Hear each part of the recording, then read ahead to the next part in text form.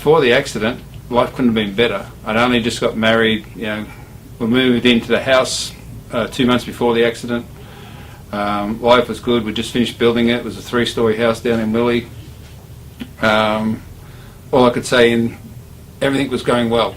Everything was so good. I couldn't believe how good life was at that stage. On the day of my accident, it was just really like no other day. I got up, went to the bit of breakfast, cup of coffee, said to the missus I'd be home in the afternoon. It was only a short day, about a 10-hour shift. Left home just before 7, kissed her goodbye, got to work, met my work colleague. And we did this virtually every day, same routine. We've been working together for 15 years. As we got to the plant, we were going to work on for the production of the urea and storage. He wasn't feeling well, my little workmate, so we just swapped roles, something we normally do just to look after each other. And when we got down there, he's gone into the plant to start the plant instead of going up into the crane area where I actually went up to. And there's a slippage issue. We always had moisture in the area because of the product called urea. Now, we always had to throw a dust onto the belts to bring them back into track, otherwise everything would be offline and we couldn't run the plant to load the trucks and all that type of thing. But on the day in question, I was putting the product on the belt, I heard a massive bang, and that was it, life changed. But on that very day, it was no different than any other day. We're actually given a 2-litre milk container and a green bin. Now inside the green bin was a product called Sea Light. Now, how I was trained to do it, and what scares me, I pass on the same training to somebody else. We get this little milk container, fill it up with the white dust, and throw it on to the belt in between moving rollers. If that didn't work, we grabbed it by hand and we threw it between the belt, between the rollers on the belt. And as I was doing that, I was working my way up and the belt was coming back into line. All I heard was a massive bang, and that was it. And I didn't even realise what had happened. I actually thought, what's wrong with the machine?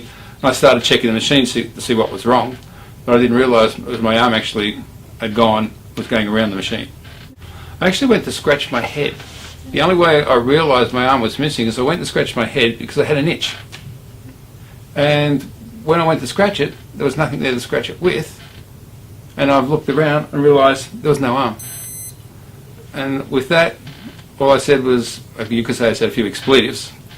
And I've bolted across the platform and down the ladder out to my work colleague, where then life changed for him as well. Once I got downstairs, my little workmate has come running over and he's grabbed hold of this stump. And it's shock and horror in his eyes he couldn't fathom. He's grabbed the stump, tried to stop the bleeding. He couldn't, because what we didn't realise is that I'd also torn the chest from the inside.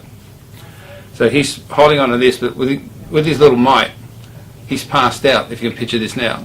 He's passed out, but he's kept his strength on here, so I've had to grab him with my good arm and pick him up and carry him to first aid. My family went through more than what I did, because I had 5 reattachments in the hospital. I had all these doctors and people looking after me, physios, you name it. I was in ICU for a week. I was in a special care room and all this stuff had to be done. My family, all they could do was sit there and watch. They did 5 reattachments, and at one stage, I think after the 5th reattachment, they told my wife to make plans because they only thought I had 2 hours to live. The body was shutting down, and the organs were shutting down. I was getting lower on all their meters. I reckon I only had about 2 hours to live. They took me in for a 6th operation, which was to remove the limb permanently. 2 hours after I removed my limb, I was actually up watching TV. I couldn't believe my limb was the problem. When they removed it, they removed the source of the trouble and the damage, and I was able to get all my vital signs were back to normal within 2 hours, and I was just watching TV. My family was in the room and everybody was happy. But what was going to happen next was a lot of rehab, a lot of pain. My lowest moment was during all my rehab. I thought if I wasn't around anymore, I would relieve my family of the stress that they were going through. I actually wrote a suicide note and I put it on the table or the computer was one of them. And I went out for a walk around Williamstown, where I live. If I had my time over again, I definitely wouldn't put my hand in that machine, and I definitely would have stood up to get a guard on that machine earlier than that day. If you have an issue, bring it up. If you have, especially if you think it's a serious issue, take it forward. See your superiors, see your supervisor, see your manager, whoever it takes. Get them to give you a time frame to fix that problem. Because at the end of the day, the people who make those decisions on costs and everything, they're held accountable just like you are. Everybody's held accountable now. It's not where a company is fined for doing a job wrong or an unsafe procedure. We all have the right, we all have the obligation to look after each other in the workplace. I should be looking after my mate's back. You should be looking after yours. Simple as that. And I'd rather somebody tap me on the shoulder and say, you're doing this unsafely, we can do this a better way. Before anybody starts a job, look at the environment. It might be the same job as yesterday, but the temperature could be different. There might be moisture in the air. It causes slippage issues. A quick job is not as quick as what you think. A quick job was me throwing some dust on a belt to move it back into place so we could start the next job. Only 1 second of that changed my life forever.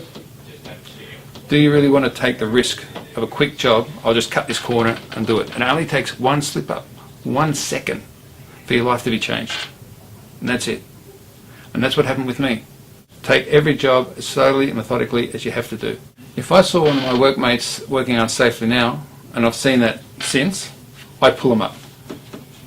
I pull them up and I remind them of what happened to me.